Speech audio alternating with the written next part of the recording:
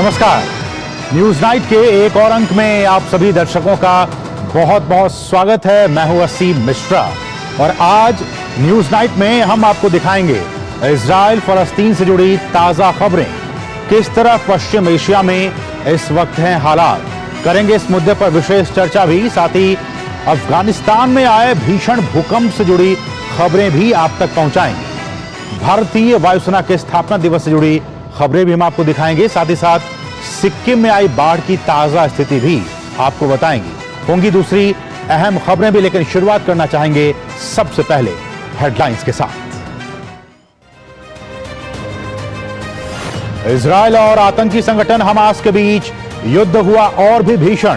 गजा में इजराइल के ताबड़तोड़ हवाई हमले, दक्षिणी इजराइल के कई हिस्सों में आतंकियों और इजरायली सेना के बीच मुठभेड़ भी जारी। लेबनानी मोर्चे पर भी संघर्ष की दस्तक, हिजबुल्लाह ने दागे गोले, इजराइल का मुंहतोड़ जवाब।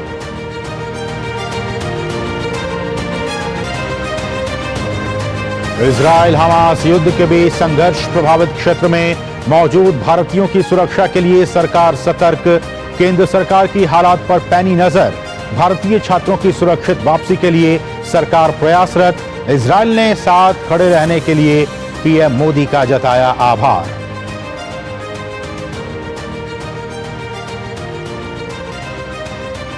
अफगानिस्तान में आए भयंकर भूकंप की भेंट चढ़े 2000 से ज्यादा लोग, 9000 से अधिक लोग हुए घायल। हेरात प्रांत के एक ही जिले में 1300 से अधिक मकान बने, मलबे का ढेर। राहत और बचाव का काम युद्ध स्तर पर जारी। शनिवार को 6.3 तीव्रता के भूकंप से दहली थी अफगानिस्तान की धरती। भारतीय वायुसेना ने पूरी शान से मनाया 91वां स्थापना दिवस। प्रयागराज में देखी आसमान में भारत की बेमिसाल ताकत की झलक। वायुसेना के नए ध्वज का किया गया अनावरण। संगम क्षेत्र में शानदार एयर शो का आयोजन। राष्ट्रपति और प्रधानमंत्री की वायुसेना दिवस पर बधाई।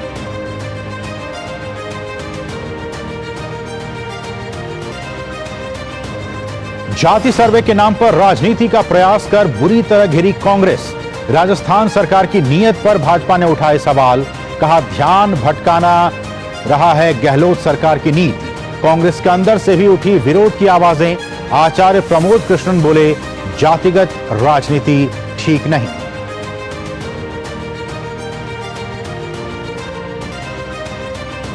सिक्किम का आपदाग्रस्त इलाकों में राहत और बचाव अभियान युद्ध स्तर पर जारी। उत्तरी सिक्किम के चुंगथांग में बचाए गए 56 लोग। केंद्रीय गृह राज्य मंत्री अजय मिश्र ने प्रभावित क्षेत्रों में राहत अभियान का लिया जायजा। राहत शिविर में पीड़ितों से भी की मुलाकात। सीएम ने प्रधानमंत्री का जताया आभार।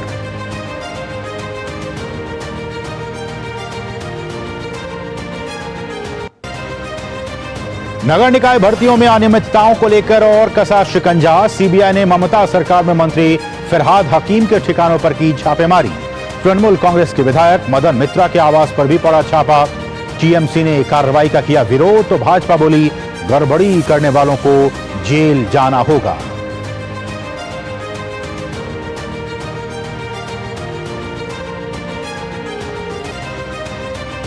और क्रिकेट विश्व कप में ऑस्ट्रेलिया ने भारत के सामने रखा 200 रनों का लक्ष्य। जवाब में भारत की खराब शुरुआत। भारत के 3 बल्लेबाज बिना खाता खोले आउट।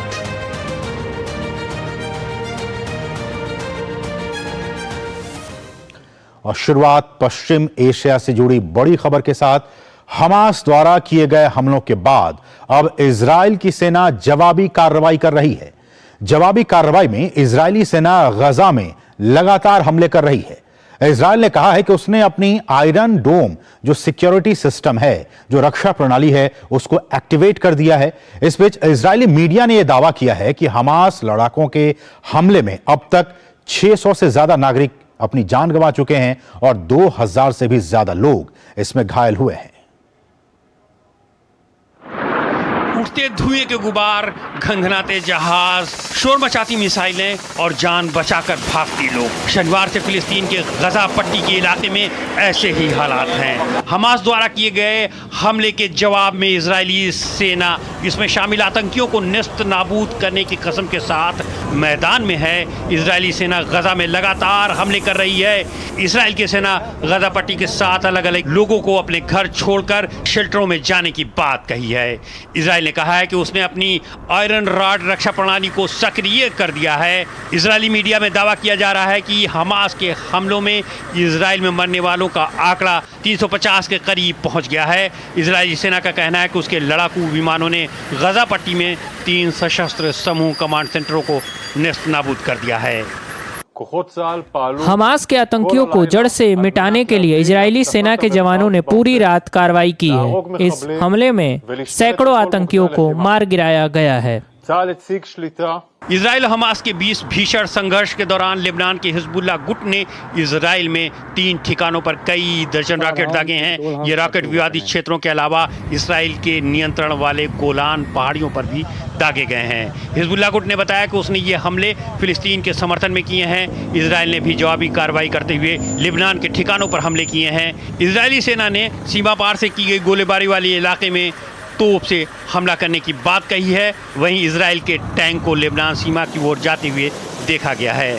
फिलिस्तीनी अधिकारियों का कहना है कि इजराइल ने जॉर्डन और कब्जे वाले वेस्ट बैंक के बीच किंग हुसैन ब्रिज क्रॉसिंग को बंद रखने का फैसला किया है। इस बीच पोप फ्रांसिस ने दोनों पक्षों से हिंसा समाप्त करने का आग्रह किया है।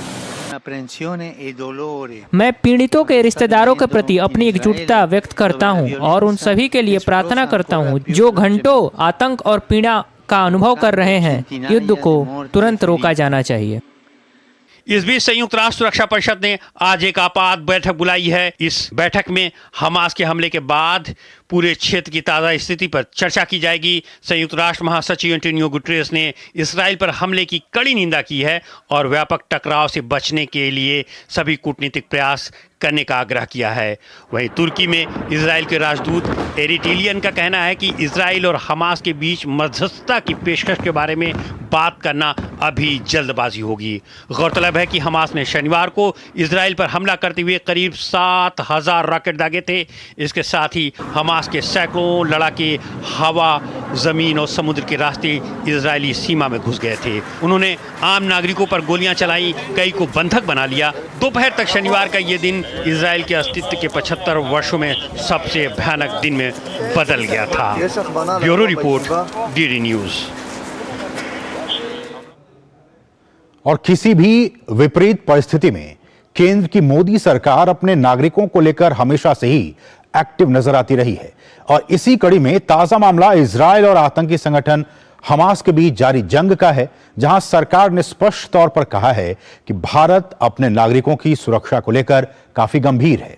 और इस बीच इजराइल में भारतीय दूतावास ने एक परामर्श जारी कर भारतीय नागरिकों से अनावश्यक आवाजाही से बचने और सुरक्षित स्थान के पास ही रहने की सलाह दी है। इजराइल और आतंकी संगठन हमास के बीच जारी भीषण युद्ध के बीच भारत अपने नागरिकों की सुरक्षा को लेकर लगातार कदम उठा रहा है। प्रधानमंत्री नरेंद्र मोदी और उनका कार्यालय हालात पर लगातार नजर बनाए हुए है। इजराइल में फंसे भारतीय छात्रों की सुरक्षित वापसी के लिए प्रयास किए जा रहे हैं। विदेश राज्य मंत्री मीनाक्षी लेखी के मुताबिक इसके लिए काम लगातार जारी है। The Prime Minister's office is directly supervising the situation and we are on the job. Even in the past, many students, including people from Andhra Pradesh, were stuck across. So whether it was Operation Ganga or Vande Bharat, we brought everyone back, and I'm sure Government of India and Prime Minister's office is directly in touch with those people and is working and monitoring the situation. वहीं भारत ने मौजूदा स्थिति के मद्देनजर Israel में रह रहे अपने नागरिकों से सतर्क रहने और सुरक्षा प्रोटोकॉल का पालन करने को कहा है। इजराइल में भारतीय दूतावास ने परामर्श जारी कर भारतीय नागरिकों से अनावश्यक आवाजाही से बचने और सुरक्षित स्थान के पास रहने की सलाह दी है। भारतीयों से आपात स्थिति में 9723522648 पर संपर्क करने या consl.telaviv या consul.telaviv@mea.gov.in पर संपर्क करने के लिए निर्देश दिए गए हैं। Indians should be cautious. Indians should stay close to the places of their regular stay of thing, and for any requirement, they should inform and be in touch with the Indian Embassy. इस बीच Israel ने भारत का साथ देने के लिए उसका आभार व्यक्त किया है। We are heartfelt from the huge support we got from India, from the Prime Minister, through a few ministers who called me, businessmen, civil servants, just people from the street. Our social media is full of people who are showing their support, and we appreciate it. We appreciate it very strongly. I'll tell you why. Because India, first of all, is a very important country in the world. But secondly, India comes from a position of a country who knows terrorism. So it comes from a point of knowledge and not of ignorance. And for that, we are very much thankful. वहीं फलस्तीन स्थित भारत के प्रतिनिधि कार्यालय ने भी advisory जारी की है। संदेश में कहा गया है कि मौजूदा सुरक्षा स्थिति को देखते हुए फलस्तीन में भारतीय नागरिक किसी भी आपातकालीन स्थिति या आवश्यक सहायता के लिए 24 घंटे की आपातकालीन हेल्पलाइन पर सीधे भारत के प्रतिनिधि कार्यालय से संपर्क कर सकते हैं, जिसका फोन नंबर है 0592916418। व्हाट्सएप नंबर है 9705929161। इस बीच एयर इंडिया ने तेल अवीव से आने जाने वाली अपनी उड़ानें 14 अक्टूबर तक रद्द कर दी हैं। एयर इंडिया ने अपने बयान में कहा है कि हमारे यात्रियों और चालक दल की सुरक्षा के लिए तेल अवीव से हमारी उड़ानें 14 अक्टूबर 2023 तक निलंबित रहेंगी। एयरलाइन इस अवधि के दौरान किसी भी उड़ान में बुकिंग की पुष्टि करने वाले यात्रियों को हर संभव सहायता देगी। इस बीच हाइफा फिल्म फेस्टिवल में भाग लेने के लिए इजराइल गई अभिनेत्री नुसरत भरूचा सुरक्षित वतन वापस आ गई हैं। उन्हें भारतीय दूतावास की मदद से स्वदेश रवाना किया गया और वो सकुशल मुंबई एयरपोर्ट पहुंच गईं। विदेश में किसी भी मुसीबत में फंसे भारतीयों की मदद के लिए हमेशा आगे आने वाली मोदी सरकार इस बार भी संघर्ष प्रभावित क्षेत्र में रह रहे भारतीय समुदाय की सुरक्षा के लिए सभी कदम उठा रही है। भारतीय छात्रों की सुरक्षित घर वापसी के लिए भी निरंतर कदम उठाए जा रहे हैं। Bureau report, DD news. और इस पूरे विवाद के बीच आपके लिए, आपकी जानकारी के लिए यह जानना बहुत ही जरूरी है कि यह जो सारा विवाद है इजराइल और हमास के बीच, इजराइल फलस्तीन विवाद जो है, अगर वो मैं आपको बताना चाहूं ग्राफिक्स के जरिए, उस पर आप निगाह डालिए तो ये क्या है सारा विवाद। जैसा कि हम आपको बता रहे हैं कि ये 100 साल से भी ज्यादा ये पुराना, आप समझ सकते हैं कितना पुराना ये मामला, जो कि अभी तक भी ये मामला चल रहा है। 100 साल से भी ज्यादा पुराना ये इसका इतिहास रहा है। फर्स्ट वर्ल्ड वॉर के बाद फलस्तीनी हिस्से को ब्रिटेन ने अपने कंट्रोल में ले लिया था और उसके बाद इजराइल से लेकर वेस्ट बैंक तक के पूरे इलाके को फलस्तीनी क्षेत्र के तौर पर जाना जाता था। यह इसका इतिहास रहा है। उसके बाद यह हुआ कि यहां जो अल्पसंख्यक यहूदी और जो बहुसंख्यक अरब इस इलाके में रहा करते थे, विश्व समुदाय ने ब्रिटेन से यह कहा, क्योंकि उनका कंट्रोल था ब्रिटेन का, इसलिए कहा कि वो यहूदियों के लिए इसे एक नेशनल, एक राष्ट्रीय घर के तौर पर इसे स्थापित कर दे। लेकिन यहूदियों का मानना था कि ये उनके पूर्वजों का घर है, इसलिए वहां पे इसको स्थापित किया जाए। लेकिन फलस्तीनी यहां फलस्तीन नाम से एक नया देश बनाना चाहते थे। यह इसका इतिहास रहा है। उन्होंने इस बयान के बाद, इस कदम के बाद ब्रिटेन के नए देश बनाने के कदम का पुरजोर विरोध किया, काफी विरोध किया, और फलस्तीन इजराइल विवाद की शुरुआत यहीं से अब धीरे धीरे होने लगी थी।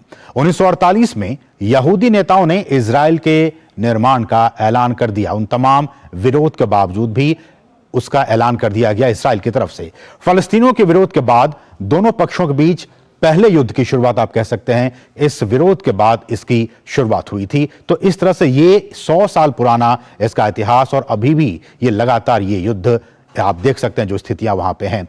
लेकिन कुछ दिनों पहले किस तरह से दोनों ही देशों के बीच में और अरब और इजराइल के बीच में कैसे शांति सुलह हो, इसको लेकर एक बहुत ही महत्वपूर्ण इजराइल यूएई शांति समझौता किया गया था। उस पर भी निगाह डालना बहुत ही जरूरी है कि साल 2020 में अमेरिका के मध्यस्थता में हुई थी अब्राहम अकॉर्ड और यूएई और बहरीन ने इजराइल के साथ इस ऐतिहासिक समझौते को किया था, अब्राहम अकॉर्ड को किया था। और समझौते के तहत इस बात की जानकारी यह दी गई कि यूएई और बहरीन ने इजराइल के साथ रिश्तों को सामान्य करने की कोशिश की थी। और समझौते के तहत यह हुआ कि यूएई इजराइल वेस्ट बैंक के बड़े हिस्से पर, यह समझौते में स्पष्ट तौर पर कहा गया कि इजराइल वेस्ट बैंक के बड़े हिस्से पर कब्जा नहीं करेगा। लेकिन हालात हमारे सामने है कि किस तरह से लगातार हालात ठीक नहीं है। हमास की तरफ से लगातार हमने देखा कि रॉकेट दागे गए और उसके बाद से वहां पे सैकड़ों लोगों की जान चली गई और अब मामला काफी आगे बढ़ गया है। इजराइल ने भी लगातार जवाबी कार्रवाई की है, उसका भी लगातार जवाबी कार्रवाई जारी है। इसका क्या कुछ इंपैक्ट पड़ेगा अगर पूरे पश्चिम एशिया की बात की जाए, मिडिल ईस्ट की बात की जाए, किस तरह से इस राजनीति का और यहां जो कुछ भी युद्ध की स्थिति बनी हुई है इसका क्या कुछ इंपैक्ट पड़ेगा, इस पर हम विस्तार से करेंगे चर्चा। लेकिन उससे पहले रुकेंगे एक बहुत ही छोटे से ब्रेक के लिए। आप देखते रहिए डीडी न्यूज। मैं क्या जी, सब जानते हैं, जहां दिखे मारियो, अपना समझ के खा लियो। होंगे बच्चे स्वस्थ भले फूलेगा बचपन, इन्हें पिलाओ मुगली घुट्टी 555। दिन तिनक दिन तिनक दिन दिन तिनक दिन तुम जाना दिन। अरे गोविंदा जी, आप यहाँ? हाँ बबुआ, हम यहाँ। पर तुम क्या छुपा रहे हो वहाँ? कुछ भी तो नहीं। जब दांत खाज की खुजली पे ना हो काबू तो उसे गमछे से नहीं छुपाते बाबू। तो फिर उसे भगाए कैसे? जालिम लोशन लगाकर दांत खाज की खुजली एक्जिमा जड़ से निकाले। अभी खरीदे जालिम लोशन। गोल्डी छोले मसाले, जहाँ जाए रिश्ते बनाए, जहाँ जाए रिश्ते बनाए, गोल्डी मसाले। मैं क्या जी, सब जानते हैं, जहां दिखे मारियो, अपना समझ के खा लियो।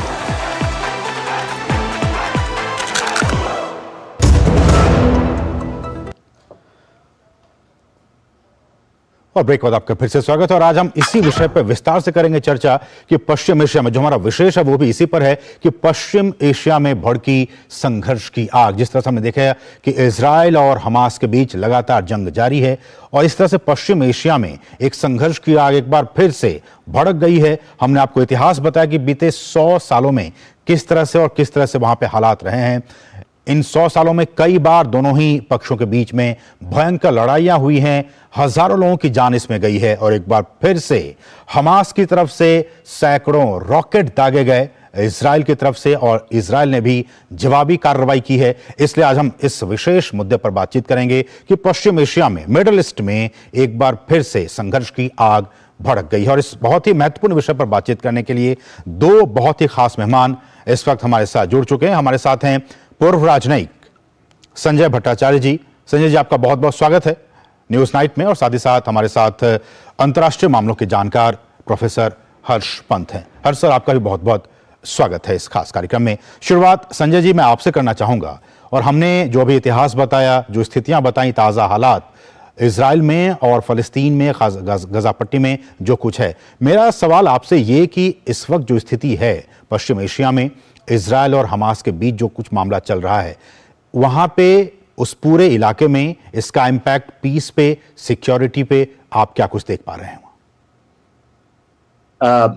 7 अक्टूबर को हमास का जो हमला हुआ इजराइल के दक्षिण के इलाकों में जी, और उसके दौरान काफी इजरायली लोग मारे गए, काफी लोग किडनैप भी हुए। बहुत ही संगीन मामला इससे शुरू हुआ और इसके बाद इजराइल ने हमास पे, गाजा पे युद्ध का ऐलान किया। आप जानते हैं कि 73 के बाद ये शायद पहली बार ऐसा है जबकि युद्ध का ऐलान किया गया है। तो मामला बहुत ही संगीन है। सबसे देखने की बात यह है कि ये एक ऐसे समय पे आया जबकि पश्चिम एशिया, मिडल ईस्ट का हालात काफी सुधर रहे थे। अब ये आपने भी जिक्र किया था अब्राहम अकॉर्ड्स के अंतर्गत कुछ अरब देशों के साथ इजराइल का नॉर्मलाइजेशन ऑफ रिलेशंस हुआ। सऊदी अरेबिया के साथ भी बातचीत चल रही थी। कुछ दिन पहले सऊदी अरेबिया और ईरान के बीच भी एक रप्रोशमा हुआ था, जिसके दौरान उन्होंने कुछ इनिशिएटिव्स भी लिए थे। कतर को वापस काउंसिल में बुलाया गया, सीरिया को वापस अरब लीग में बुलाया गया। तो हम अगर देखते हैं तो अरब देशों में इजराइल के साथ जो ताल्लुकात थे उसमें काफी सुधार आ रहा था। तो ऐसी स्थिति में ये एक बहुत ही संगीन मामला हुआ, जिसमें आप अगर देखें अरब देशों का रिएक्शन वो बहुत ही म्यूटेड है। 3 देशों ने आज तक मैंने जो देखा, कतर, सीरिया और यमन ने कहा है कि इसका निंदा किया है इसका, और बाकी देशों ने कहा है कि अभी ऐसे स्थिति में वायलेंस को अवॉइड करना चाहिए, डीएस्केलेट करना चाहिए और वापस पीस टॉक्स की ओर जाना चाहिए। तो ये एक बहुत ही सीरियस सिचुएशन वहां पे डेवलप हो रहा है। ऐसे में प्रोफेसर हर्षपंत, कैसे इसको आप देखते हैं, कैसे इसका आकलन किया जाए, क्योंकि लगातार स्थितियां गंभीर हैं, सैकड़ों की तादाद में वहां पे लोग मारे गए हैं, निर्दोष नागरिकों की उसमें मौत हुई है, और जिस बात की चर्चा पिछले कई महीनों से, कुछ सालों से थी कि अब्राहम अकॉर्ड होने के बाद से कुछ स्थितियां सामान्य हो जाएं, वहां पे शांति स्थापित हो जाए, लेकिन एक बार फिर से उन शांति प्रक्रिया को झटका लगा है हमास ने जिस तरह से अटैक किया है। देखिए, इस बात से तो बिल्कुल डिनाई नहीं किया जा सकता कि एक अपने आप में अप्रत्याशित आतंकवादी हमला है, और इसीलिए प्रधानमंत्री मोदी भी ने भी बड़ी जल्दी अपनी सॉलिडारिटी, भारत की सॉलिडारिटी इजराइल के साथ रखी, क्योंकि जिस तरह से ये सामने आया है, जिस तरह से पूरा ये वाकया सामने आया है, जिस स्केल में हमास ने अटैक किया है कि लैंड, सी और एयर तीनों से उसके फाइटर्स आए, घुस गए इजराइल में, और जो मिसाइल अटैक्स हुए उसकी आड़ में ये अंदर घुसे, और अंदर घुसने के बाद जिस तरीके से वहां पर घटनाक्रम 24 घंटे चला, जिसमें कि एक समय तो ऐसा लग रहा था कि इजराइल पूरी तरह से नाकामयाब दिख रहा था कंट्रोल करने में, और जितनी तेजी के साथ ये सब कुछ हुआ है, उसमें ये बात बिल्कुल साफ है कि ये कोई एक्सीडेंटल हमला नहीं है, कि ये कोई जल्दबाजी में किया हुआ हमला नहीं है। ये बहुत सुनियोजित तरीके से इसकी प्लानिंग हुई है और एक पूरी रणनीति के तहत इसको किया गया है। तो उसका रणनीति तो मुझे लगता है किसी हद तक मैसर साहब ने भी जिक्र किया कि जो चल रहा था, आपने उसका जिक्र किया, अब्राहम अकॉर्ड्स का जो नई तरह की स्ट्रेटेजिक इक्वेशंस बन रही थी मिडिल ईस्ट में, उसको तोड़ने की कोशिश, उसको किस तरह से दरकिनार किया जाए, और किस तरह से ईरान और हमास दोनों ही अपने आप को एक इम्पोर्टेंट इंटरलॉक्यूटर की तरह एस्टैब्लिश करने में सफल हों, इसकी मुझे लगता है कोशिश इस अटैक के द्वारा की गई। हमास, जिसके पास गाजा बहुत समय से था, जो कि गाजा को कंट्रोल करता रहा है, गाजा स्ट्रिप को बहुत समय से, उसके और जिस तरह से इजराइल पूरी तरह से एक इंटेलिजेंस फेलियर का शिकार हुआ है, ये बड़े सवाल उठाएगा इजराइल के लिए। पर इस समय जिस तरह से घटनाक्रम बढ़ रहा है, ये कहना बड़ा मुश्किल है कि ये आग कहां जाकर रुकेगी, क्योंकि अभी तो शुरुआत हुई है। इजराइल ने भी बड़ी स्पष्ट कर दिया है कि वो हमास का जो स्ट्रक्चर है उसको नेस्तनाबूद करने की पूरी कोशिश करेगा, लेकिन जब वो ये कोशिश करेगा उसके लिए उसको ग्राउंड ट्रूप्स की जरूरत पड़ेगी गाजा में, जिसके लिए पहले ही नेतन्याहू साहब और इजराइल की सरकार वहां से ग्राउंड ट्रूप्स को वापस ले आई थी। तो जो ये हैंड टू हैंड कॉम्बैट और अर्बन वॉरफेयर की हम बात देख रहे हैं, ये जब गाजा में होगी तो उसके क्या परिणाम होंगे और वो किस तरह से उसका आंकलन दुनिया करेगी, ये बहुत बड़े मुद्दे मुझे लगता है उभर कर आएंगे टैक्टिकल और ऑपरेशंस रियलिटीज में। बिल्कुल, स्ट्रेटेजिकली ऑफ कोर्स हम जो ग्रेट पावर पॉलिटिक्स और अब्राहम अकॉर्ड्स की दशा देख रहे हैं, उसका क्या होता है उस पर भी नजर रखनी। क्योंकि ये मामला काफी पेचीदा है, काफी वर्षों से चली आ रही है ये सारा सिलसिला, लेकिन ऐसे में संजय भट्टाचार्य जी, हम जानते हैं कि इस पूरे मामले को एस्केलेट करने में दोनों ही पक्षों के, इस बार हमने देखा कि हमास की तरफ से ये सारी कार्रवाई की गई। ऐसे में जो बड़ी शक्तियां हैं, P5 कंट्रीज की अगर बात मैं करूं, ये इन शक्तियों किस तरह से ये रोल प्ले कर सकते हैं, क्योंकि इसमें निर्दोष नागरिकों की मौत हो जा रही है। हमने देखा किस तरह से कल जो वीडियोस आ रहे थे, वहां से फुटेज आ रही थी, उसमें महिलाओं के साथ जिस तरह से जबरदस्ती की जा रही थी आतंकवादियों की तरफ से, उन तस्वीरों को सभी ने देखा। ऐसे में इस पूरे मामले को अब और भी वो एस्केलेट ना हो, उसको शांत किया जाए। P5 कंट्रीज का रोल आप कैसे देखते हैं?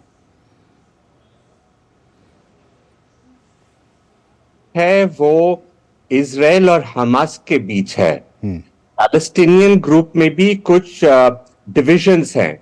पैलेस्टीनियन अथॉरिटी जो है, फतह जो कि वेस्ट बैंक में है, और हमास जो है, उसके सब पॉलिसीज एक जैसे नहीं हैं। और हमास का जो बहुत ही रैडिकल व्यूज है, उसके वजह से उसका और इजराइल का शुरू से बहुत ही तनाव का स्थिति था। फतह के साथ इजराइल का काफी तालमेल भी बन सकता था और बन सकता है अभी भी। अब अगर देखें, इजराइल के अंदर भी आज एक हम ऐसा स्थिति देख रहे हैं जिसमें पॉलिटिकल डिविजन्स थे ये होने से पहले। लेकिन इसके तुरंत बाद, इस टेररिस्ट अटैक होने के तुरंत बाद पॉलिटिकल यूनिटी आ गया, और जो ऑपोजिशन के थे उन्होंने नेतन्याहू को सपोर्ट किया एक इमरजेंसी गवर्नमेंट के तौर पे, और जो उनका जो यूनिफाइड स्टांस होगा ये हमास के अगेंस्ट, इसके लिए। तो पहला ये है कि जो अंदरूनी जो डिविजन्स है, इसका एक कारण है जिसके वजह से इसका प्रॉब्लम का जो रेजोल्यूशन है उसमें दिक्कत है।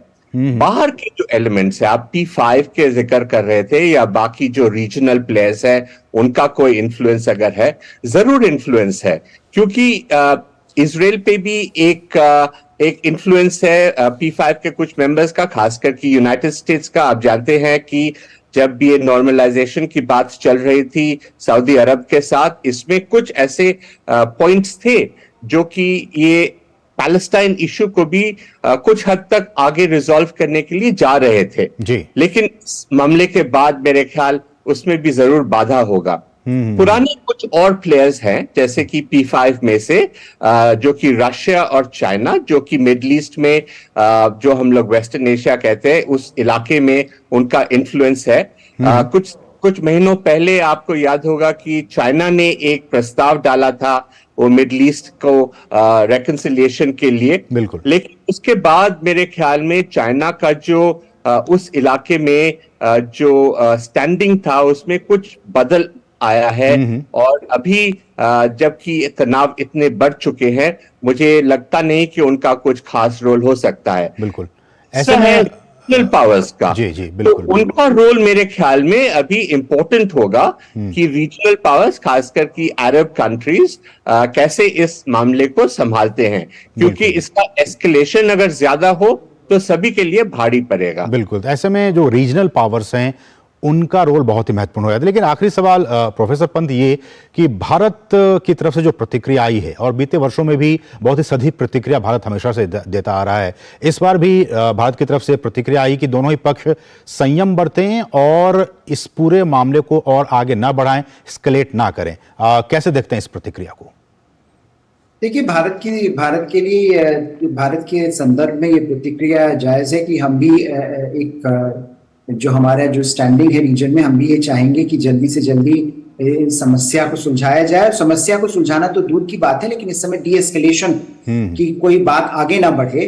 और लेकिन मुझे ऐसा लगता है कि जो इस समय हालात बन रहे हैं ग्राउंड पर, वो मिलिट्री टैक्टिक्स से ज्यादा अभी सुलझाए जाएंगे। और दोनों ही तरफ ये कवायद चल रही है, चाहे वो हमास की साइड हो या इजराइल की साइड हो, कि किस तरह से मिलिट्री एडवांटेज गेन करके तब नेगोशिएटिंग टेबल पर आए।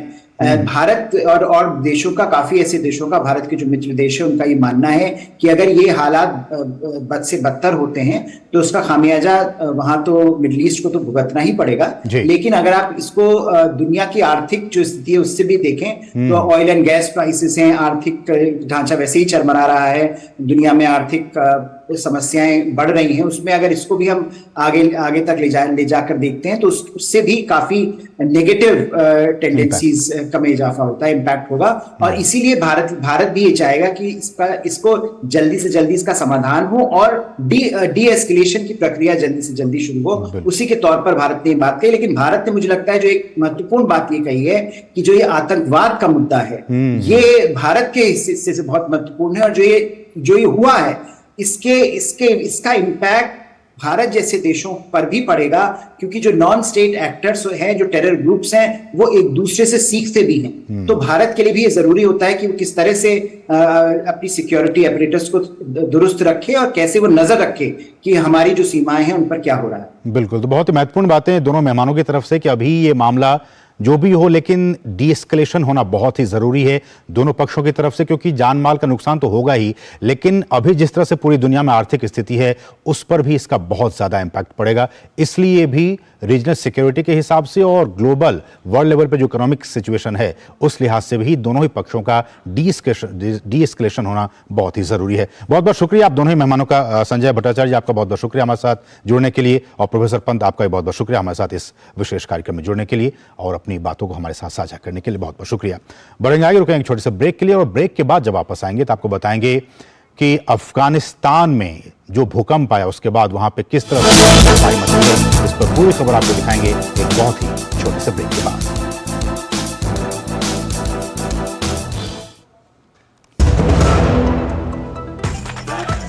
मैं क्या जी, सब जानते हैं जहां दिखे मारियो, अपना समझ के खा लियो। होंगे बच्चे स्वस्थ भले फूलेगा बचपन, इन्हें पिलाओ मुगली घुट्टी 555। गोल्डी छोले मसाले, जहाँ जाए रिश्ते बनाए, जहाँ जाए रिश्ते बनाए, गोल्डी मसाले। मैं क्या जी, सब जानते हैं जहां दिखे मारियो, अपना समझ के खा लियो।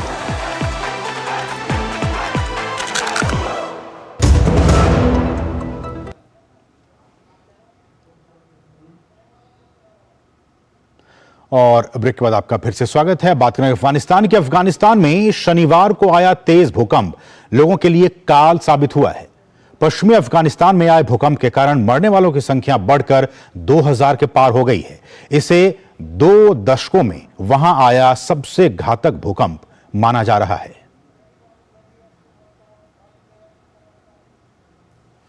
हर तरफ तबाही का मंजर है, मलबों के ढेर से जिंदगियों को खोजने का सिलसिला जारी है, लेकिन वक्त गुजरने के साथ सांस की आस टूटती जा रही है। अफगानिस्तान में शनिवार को आए 6.3 तीव्रता वाले भीषण भूकंप का आंकड़ा 2000 के पार पहुंच गया है, जबकि घायलों की संख्या 9000 को पार कर गई है। तालिबानी प्रशासन के आपदा प्राधिकरण के प्रवक्ता मोहम्मद जान साइक ने बताया कि भूकंप और उसके बाद आए झटकों का सबसे ज्यादा असर हेरात प्रांत के जिंदाजियन जिले के 4 गांव पे पड़ा है। भूकंप में 1320 घर क्षतिग्रस्त या नष्ट हो गए हैं। शुरुआती आंकड़े जो हमारे तक पहुंचे हैं उसके अनुसार दुर्भाग्य से 13 गांवों में 2053 लोग शहीद हुए हैं और 9240 लोग घायल हुए हैं, और हालिया रिपोर्टों के अनुसार 1320 घर पूरी तरह से नष्ट हो गए हैं।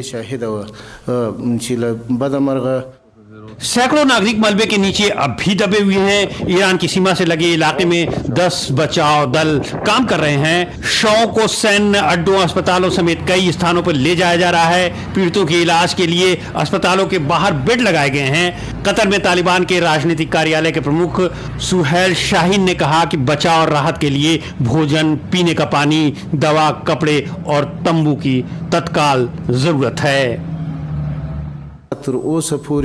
विभिन्न राष्ट्रीय और अंतर्राष्ट्रीय संस्थानों के 10 बचाव दल गठित किए गए हैं। क्षेत्र में निकासी और बचाव अभियान के अलावा रक्त वितरण प्रक्रिया भी चल रही है, और जिंदा जान जिले में प्रभावित लोगों के लिए पानी और आश्रय प्रदान किया गया है।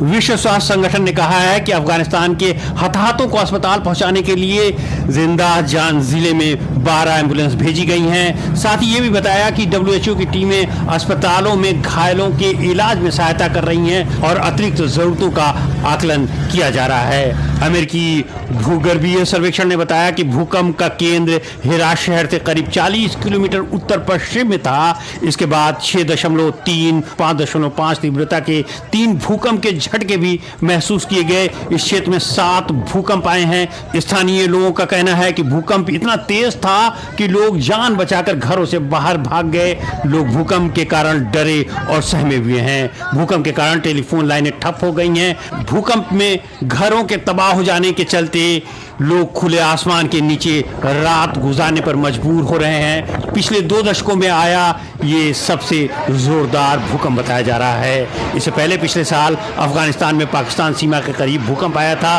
तब 1000 से ज्यादा लोगों की मौत हो गई थी। इस भूकंप का केंद्र स्पेरा जिले में था। भूकंप के कारण सैकड़ों घर जमींदोज हो गए थे और 1500 लोग घायल हुए थे। Bureau report, DD news. और यहाँ रुके एक और छोटे से ब्रेक के लिए, और ब्रेक के बाद जब वापस आएंगे तो आपको दिखाएंगे कि भारतीय वायुसेना ने आज कैसे मनाया अपना 91वां स्थापना दिवस। एक बहुत ही छोटे से ब्रेक के बाद।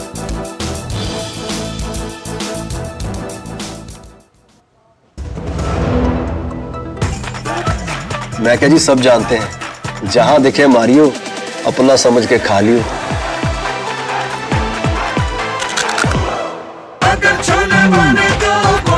गोल्डी छोले मसाले, जहाँ जाए रिश्ते बनाए। जहाँ जाए रिश्ते बनाए, गोल्डी मसाले।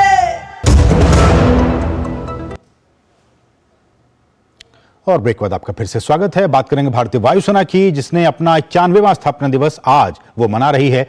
इस मौके पर भारतीय वायुसेना में एक बड़ा बदलाव भी हुआ है। आज वायुसेना को अपनी एक नई पहचान मिल गई है। वायुसेना का आज से अपना झंडा बदल गया है।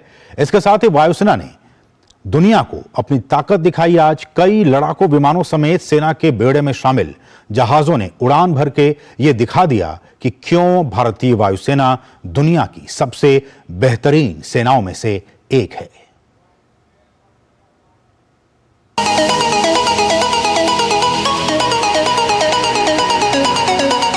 आकाश में अपनी शक्ति की धाक जमा रही भारतीय वायुसेना ने रविवार को 91वां स्थापना दिवस मनाया। प्रयागराज के भमरोली वायुसेना स्टेशन पर देशभक्ति, वीरता, साहस और अदम्य शौर्य का नजारा देखा गया। इस अवसर पर वायुसेना प्रमुख air chief marshal VR Chaudhary ने परेड का निरीक्षण किया। यह मौका इसलिए भी यादगार बन गया क्योंकि पहली बार वायुसेना दिवस परेड का नेतृत्व एक महिला ने किया। ग्रुप कैप्टन शालिजा धामी ने परेड की कमान संभाली। परेड में पूरी तरह से अग्निवीर वायु महिलाओं की टुकड़ी ने भी हिस्सा लिया। इस अवसर पर वायुसेना प्रमुख air chief marshal VR Chaudhary ने वायुसेना के नए ध्वज का अनावरण किया। वायुसेना प्रमुख ने 4 इकाइयों को प्रशस्ति पत्र भी सौंपे। इनमें 16 squadron, 142 helicopter unit, 901 signal unit और 3 बेस रिपेयर डिपो शामिल हैं।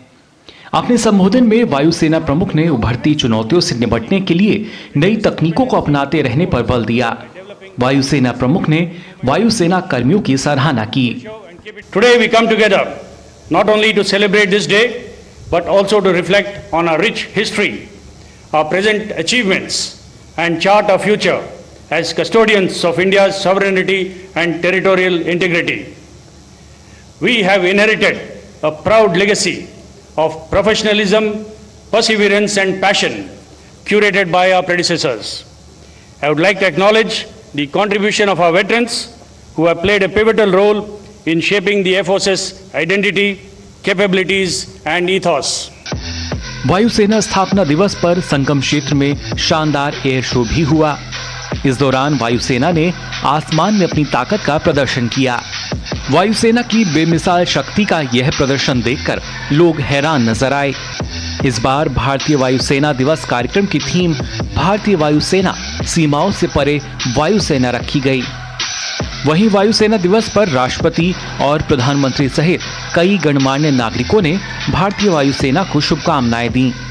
राष्ट्रपति द्रौपदी मुर्मू ने अपने संदेश में कहा कि वायुसेना दिवस पर हमारे सभी वायु योद्धाओं और उनके परिवारों को बधाई। हमारी वायुसेना लगातार ऊंचाइयां छू रही है। देश को ऐसी मजबूत, साहसी और गतिशील वायुसेना पर गर्व है जो चुनौतियों का सामना करने के लिए हमेशा तैयार रहती है। मैं अपने प्रेरक नायकों को सलाम करती हूं, जो न केवल आसमान की रक्षा करते हैं बल्कि मानवीय सहायता के लिए भी सबसे आगे रहते हैं। भारतीय वायुसेना की सराहना करते हुए प्रधानमंत्री नरेंद्र मोदी ने अपने संदेश में कहा कि वायुसेना दिवस पर सभी वायु योद्धाओं और उनके परिवारों को शुभकामनाएं। भारत को भारतीय वायुसेना की वीरता, प्रतिबद्धता और समर्पण पर गर्व है। उनकी उत्कृष्ट सेवा और बलिदान हमारे आकाश क्षेत्र की सुरक्षा सुनिश्चित करते हैं। पूर्व क्रिकेटर सचिन तेंदुलकर ने भारतीय वायुसेना की ड्रेस पहनकर दिए संदेश में वायुसेना के योगदान को सराहा। I thank the Indian Air Force for giving me an opportunity to don the blues. I wear the uniform with great pride and honor, and I cherish being a part of the IAF. I felt the same way each time I wore the blues when I played for India. I thank each one of you on behalf of a grateful nation for your service. I wish all of you a happy Air Force Day. Indian air force की स्थापना 8 अक्टूबर 1932 को की गई थी। देश की हिफाजत के लिए हमेशा आगे रहने वाली भारतीय वायुसेना का इतिहास शौर्य की कितनी ही कहानियों से भरा हुआ है। अपनी कामयाबी के कितने ही परचम लहरा चुकी हमारी वायुसेना पर पूरे देश को नाज है। Bureau report, GD news. बढ़ेंगे आगे, बात करेंगे सिक्किम की राहत और बचाव कार्य के तहत सिक्किम में अब तक 56 लोगों को बचा लिया गया है। आईटीबीपी ने बताया है कि राहत और बचाव कार्य के दौरान जिन 56 लोगों को बचाया गया उनमें 52 पुरुष और 4 महिलाएं हैं। इस बीच केंद्रीय गृह राज्य मंत्री अजय मिश्र ने मंगन में बाढ़ प्रभावित क्षेत्र का दौरा किया और राहत शिविर में पीड़ितों से मुलाकात की।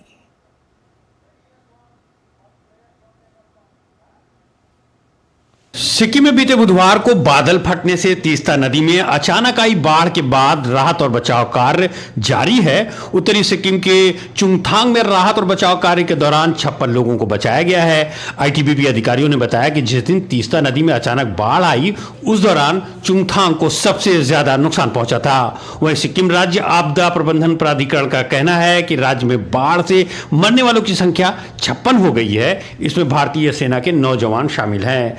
प्राधिकरण ने बताया कि कई व्यक्ति अभी भी लापता हैं। इस बीच केंद्रीय गृह राज्य मंत्री अजय कुमार मिश्रा ने मंगन में बाढ़ प्रभावित क्षेत्रों का दौरा किया और राहत शिविरों में पीड़ितों से मुलाकात कर उनका हालचाल जाना।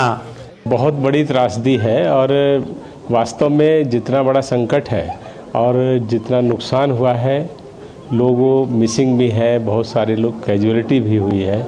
लोगों का घर संपत्ति का नुकसान होने के साथ साथ रोड कनेक्टिविटी का बड़ा नुकसान हमारा इंफ्रास्ट्रक्चर में हुआ है। लगातार हमारी कोशिश ये है कि जो लोग ऐसी जगहों पर फंसे हैं जहां उनका जीवन संकट है, उनको पहले हम लोग निकाल लें। कैसे लोगों की ज़रूरतें पूरी हो सकें, इसके लिए पूरी तरह से प्रधानमंत्री के नेतृत्व में भारत सरकार, प्रदेश सरकार का पूरा सहयोग कर रही है। इससे पहले केंद्रीय गृह राज्य मंत्री ने मुख्यमंत्री प्रेम सिंह तमांग से मुलाकात की। बैठक के दौरान दोनों नेताओं ने आपदा से सिक्किम को हुए नुकसान पर विस्तार से चर्चा की। केंद्रीय गृह राज्य मंत्री ने मुख्यमंत्री को मुख्य सचिव और राज्य सरकार, सेना और सभी संबंधित एजेंसियों के वरिष्ठ अधिकारियों के साथ हुई बैठक के बारे में विस्तार से जानकारी दी। केंद्रीय मंत्री ने बताया कि उन्होंने शनिवार को रंगपो और सिंगताम में कुछ प्रभावित इलाकों का दौरा भी किया। उन्होंने कहा कि केंद्र सरकार राज्य को सामान्य स्थिति में लाने के लिए सभी आवश्यक सहायता देने के लिए प्रतिबद्ध है। माननीय गृह मंत्री जी ने अभी जो हमारा 2023-24 का एसडीआरएफ के लिए जो बजट था उसको भी तुरंत ही उन्होंने जारी कर दिया है। दोनों किस्तें जारी कर दी और उसके साथ साथ एनडीआरएफ को भी उन्होंने कहा है कि डिमांड के अनुसार जो भी ज़रूरत होगी वो करेंगे। पूरी तरह से प्रधानमंत्री जी के नेतृत्व में भारत सरकार सिक्किम राज्य सरकार के साथ सहयोग कर रही है और जहाँ भी जो भी आवश्यकताएं हैं उनको हम करेंगे।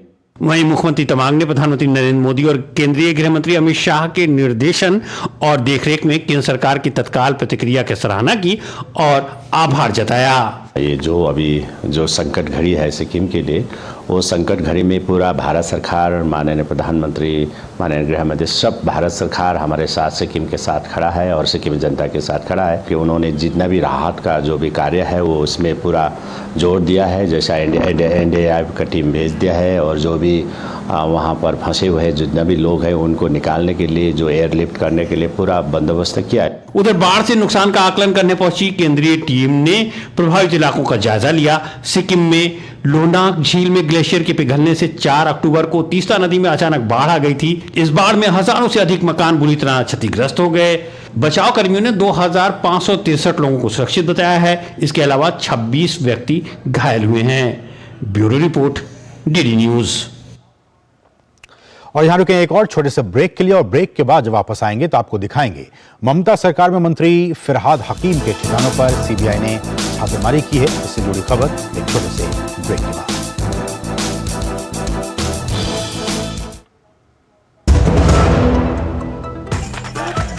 मैं क्या जी, सब जानते हैं जहां दिखे मारियो, अपना समझ के खा लियो। होंगे बच्चे स्वस्थ भले फूलेगा बचपन, इन्हें पिलाओ मुगली घुट्टी 555। और ब्रेक के बाद आपका फिर से स्वागत है। खबर राजस्थान से है, जहां सियासी घमासान के बीच और आचार संहिता से ठीक पहले राजस्थान में जातिगत सर्वे की घोषणा के बाद राजनीतिक पारा काफी चढ़ गया है। भाजपा ने गहलोत सरकार की मंशा पर सवाल खड़े किए हैं। उसका कहना है कि राजस्थान के विकास से लोगों को भ्रमित करना मुख्यमंत्री अशोक गहलोत की नीति रही है। चुनाव से ऐन पहले जाति जनगणना के नाम पर सियासत की आस लगा रही राजस्थान सरकार विपक्ष के निशाने पर है। भाजपा ने अशोक गहलोत सरकार की मंशा पर सवाल उठाए हैं। भाजपा का आरोप है कि लोगों का ध्यान भटकाना गहलोत सरकार की नीति रही है। कांग्रेस सरकार के कुशासन से बेहाल जनता का ध्यान भटकाने के लिए शगुफा छोड़ा जा रहा है। राजस्थान के विकास से भ्रमित कर दो लोगों को। राजस्थान में जो हो रहा है, जितने दुष्कर्म हो रहे हैं, कुकर्म हो रहे हैं, उससे भ्रमित करो, लोगों को ध्यान तो बटाएं। ये गहलोत साहब का ये पॉलिसी है। नई जनगणना की, जबकि 2 दिन कितने 10-15 घंटे इनके बचे हैं सरकार के, कहां से करेंगे? क्या सारे के सारे सरकारी अधिकारी निकाल लेंगे वहां से चुनाव के उसमें और उनको जनगणना में लगा देंगे? और विकास की बात करें या जातियों की बात करें, हमें अपने बच्चों को आगे बढ़ाना है, हर वर्ग का, हर जाति का, हर धर्म का। प्रधानमंत्री मोदी जी इसको सुनिश्चित कर रहे हैं, देश की शक्ति को बढ़ा रहे हैं और ये देश को भटकाना चाह रहे हैं। शनिवार देर शाम राजस्थान सरकार ने जातिगत सर्वेक्षण का आदेश जारी किया था। माना जा रहा है कि विधानसभा चुनाव के लिए आदर्श आचार संहिता लागू होने से ठीक पहले राजस्थान की कांग्रेस सरकार का ये कदम चुनावी दांव है। भाजपा याद दिला रही है कि गहलोत सरकार के दौरान राज्य में महिलाओं के खिलाफ अपराध बढ़े हैं और युवा से लेकर किसान तक सभी पीड़ित हैं। कांग्रेस की नेतृत्व में इस प्रांत में सबसे ज्यादा उत्पीड़न महिलाओं की हुई है। इसके एक प्रमुख कारण है रसूखदार लोगों की इन्वॉल्वमेंट ऐसे घटनाओं में। मंत्री विधायकों की साथ सत्ताधारी मंत्री विधायक की पुत्र तक इस कांड में शामिल होते हैं। पिछले 5 सालों में 19 बार पेपर लीक हुए हैं एग्जामिनेशन की। विभिन्न प्रकार की नौकरी के लिए जो राज्य के द्वारा कंडक्ट किया जाने वाला एग्जामिनेशन है, ये भी अशोक गहलोत साहब की प्रशासनिक दक्षता की एक बहुत बड़ा मानक के रूप में सामने आई है। उधर कांग्रेस गहलोत सरकार के फैसले का बचाव कर रही है। उसका कहना है कि ये कदम चर्चा के बाद उठाया गया है। उदयपुर डिक्लेरेशन के अंदर और CWC की जो बैठक हुई है उसके अंदर हमने तय कर लिया है कांग्रेस पार्टी कास्ट सेंसस के फेवर में है। और कल ही राजस्थान ने, जो हमारी रूलिंग स्टेट है, वहां उनने ऑर्डर भी कर दिया है, उसकी प्रक्रिया शुरू हो चुकी है। तो ये कांग्रेस पार्टी का एक सामने उनने इस बात के ऊपर तय कर लिया है। वहीं चुनावी टिकट बंटवारे को लेकर भी कांग्रेस आसानी से किसी नतीजे तक पहुंचती नजर नहीं आ रही। खेमे बंदी और खींचतान को देखते हुए कांग्रेस को फूंक फूंक कर कदम रखना पड़ रहा है।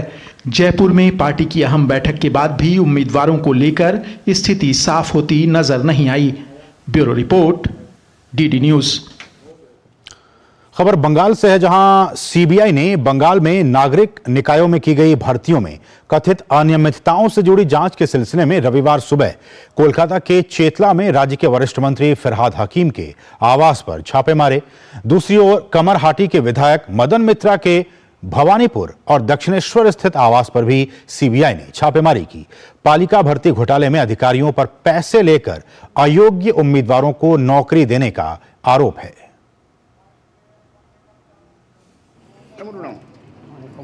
पश्चिम बंगाल में सीबीआई और ईडी लगातार ममता बनर्जी की मुसीबतें बढ़ा रही हैं। अब सीबीआई ने पश्चिम बंगाल में नगर निकायों द्वारा की गई भर्तियों में कथित अनियमितताओं से जुड़ी जांच के सिलसिले में रविवार सुबह मंत्री फिरहाद हकीम और तृणमूल कांग्रेस के विधायक मदन मित्रा के आवास सहित 12 स्थानों पर तलाशी ली। शहरी विकास और नगर निकाय मामलों के मंत्री हकीम कोलकाता के महापौर भी हैं। वो तृणमूल कांग्रेस के वरिष्ठ नेता हैं और पार्टी संगठन में अच्छा खासा प्रभाव रखते हैं। सीबीआई अधिकारियों की एक टीम केंद्रीय बलों की एक बड़ी टुकड़ी के साथ दक्षिण कोलकाता के चेतला इलाके में हकीम के आवास पर पहुंची। तलाशी शुरू होते ही हकीम के समर्थक उनके आवास के बाहर एकत्र हो गए और विरोध प्रदर्शन शुरू कर दिया। ममता सरकार पर लगातार भ्रष्टाचार का आरोप लगा रही भाजपा को एक और मौका हाथ लग गया। भाजपा का कहना है कि जिन्होंने गड़बड़ी की है उन्हें जेल तो जाना ही होगा। म्यूनिसिपैलिटी एंड कॉरपोरेशंस है, इसमें जो नियोग हुए हैं उसमें करप्शन के चार्जेस आए हैं, करप्शन के प्रूफ मिले हैं, तो उसके स्वाभाविक है उसका मंत्री है हमारे फिरहाद हकीम साहब, तो उनके घर पे छापा पड़ा है। कोर्ट का वर्डिक्ट है, तो उस हिसाब से सीबीआई इंक्वायरी कर रही है। चोरों को तो पकड़ना है, जिन चोरों ने पैसा देकर नौकरी बेचा है वो सब जेल के पीछे जाएंगे आने वाले समय में।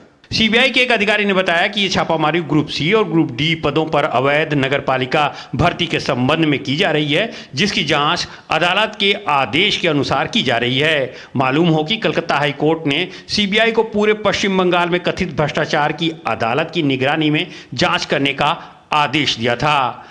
टीएमसी सीबीआई की छापेमारी को बदले की कार्रवाई बता रही है, तो वहीं भाजपा का कहना है कि अगर गलत नहीं किया तो डरना किस बात का, अदालत के दरवाजे खुले हुए हैं।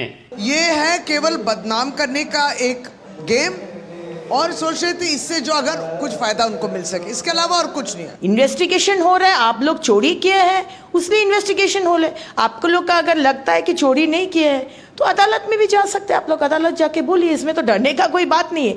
लेकिन इसमें केंद्र सरकार का कोई इन्वॉल्वमेंट नहीं है। गौरतलब है कि मदन मित्रा और फिरहाद हकीम को नारदा स्टिंग ऑपरेशन मामले में सीबीआई ने साल 2021 में गिरफ्तार किया था।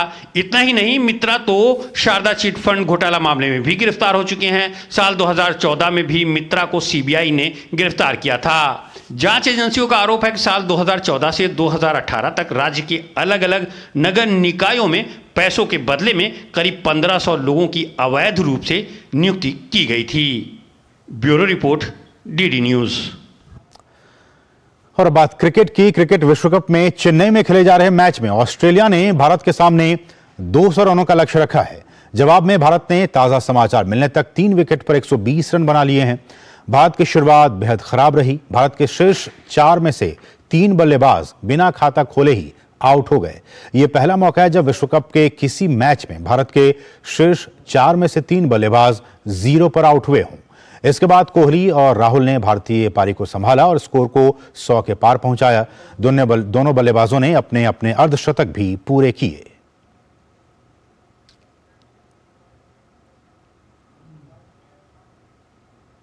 और इससे पहले टॉस जीतकर पहले बल्लेबाजी करने उतरी ऑस्ट्रेलिया की पूरी टीम 199 रन पर आउट हो गई।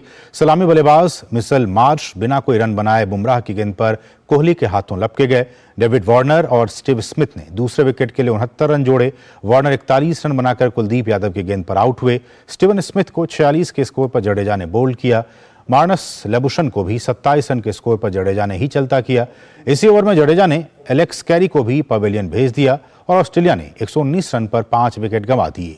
ग्लेन मैक्सवेल को कुलदीप यादव ने बोल्ड किया, वहीं कैमरन ग्रीन को अश्विन के गेंद पर हार्दिक पांड्या ने लपक लिया। अंत में मिशेल स्टार्क ने 28 रन की पारी खेली। सिराज ने स्टार्क को आउट कर ऑस्ट्रेलिया की पारी समेट दी। भारत के लिए रविंद्र जडेजा ने 3 और जसप्रीत बुमराह और कुलदीप यादव ने 2-2 विकेट लिए।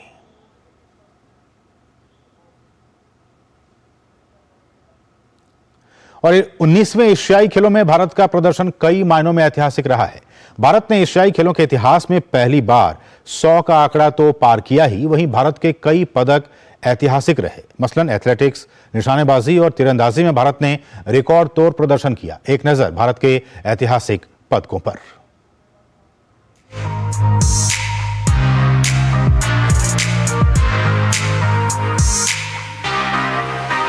भारत ने 19वें एशियाई खेलों में पदकों का शतक लगाकर नया इतिहास रच दिया है। इससे पहले 2018 में जकार्ता में आयोजित एशियाई खेलों में 70 पदक भारत का सर्वश्रेष्ठ प्रदर्शन था, जिसे भारत ने बहुत पीछे छोड़ दिया है। 19वें एशियाई खेलों में भारत का प्रदर्शन कई मायनों में खास है। इन खेलों में भारत के प्रदर्शन पर नजर डाली जाए तो भारत ने एथलेटिक्स में सबसे ज्यादा 29 पदक अपने नाम किए। इनमें 6 स्वर्ण, 14 रजत और 9 कांस्य पदक शामिल हैं। वहीं निशानेबाजी में भारत ने 22 पदक अपने नाम किए। इनमें 7 स्वर्ण, 9 रजत और 6 कांस्य शामिल हैं। तीरंदाजी में भारत ने कुल 9 पदक जीते, जिसमें 5 स्वर्ण, 2 रजत और 2 कांस्य शामिल हैं। भारत ने 19वें एशियाई खेलों में अपना अब तक का सबसे बड़ा 655 खिलाड़ियों का दल भेजा था और इन खिलाड़ियों ने पिछले सभी कीर्तिमान ध्वस्त कर दिए हैं। एथलेटिक्स में भारत ने एशियाई खेलों में अपना अब तक का सर्वश्रेष्ठ प्रदर्शन करते हुए सबसे ज्यादा पदक जीते हैं। तीरंदाजी में भारत ने 5 स्वर्ण सहित कुल 9 पदक जीतकर इतिहास रचा। बैडमिंटन में भी भारत का ऐतिहासिक प्रदर्शन देखने को मिला। भारत की पुरुष टीम ने रजत पदक जीता, वहीं एचएस प्रणॉय ने 41 साल बाद भारत को पुरुष एकल वर्ग में पदक दिलवाया। चिराग शेट्टी और सात्विक साईराज की जोड़ी ने पुरुष युगल वर्ग में ऐतिहासिक स्वर्ण पदक जीता। ब्रिज में भी भारतीय खिलाड़ियों ने एशियाई खेलों के इतिहास में तीसरा पदक जीता। सेपक टैक्रो में भारत को महिलाओं के इवेंट में पहली बार ऐतिहासिक पदक मिला। स्क्वॉश में सौरव घोषाल लगातार 5 पदक जीतने वाले पहले भारतीय खिलाड़ी बने। कैनो में भी भारत ने एशियाई खेलों के इतिहास में अपना दूसरा पदक जीता। टेबल टेनिस में भारत ने महिला युगल वर्ग में पहली बार एशियाई खेलों में पदक जीता। गोल्फ में अदिति अशोक एशियाई खेलों में पदक जीतने वाली पहली भारतीय महिला गोल्फर बनी। घुड़सवारी में भारत ने 42 साल बाद कोई पदक अपने नाम किया। पहली बार पदक जीतने और ऐतिहासिक उपलब्धि हासिल करने की फहरिस्त बहुत लंबी है। कुल मिलाकर यही कहा जा सकता है कि 19वें एशियाई खेल भारतीय खेलों के इतिहास में मील का पत्थर साबित होंगे। भारतीय दल ने 100 का आंकड़ा पार कर दिखा दिया है कि अब भारत को खेलों की महाशक्ति बनने से कोई नहीं रोक सकता। Sports desk, DD news. तो इस खबर के साथ ही न्यूज नाइट के आज के संग में बस इतना ही। मुझे और हमारी पूरी टीम को दीजिए अनुमति। नमस्कार।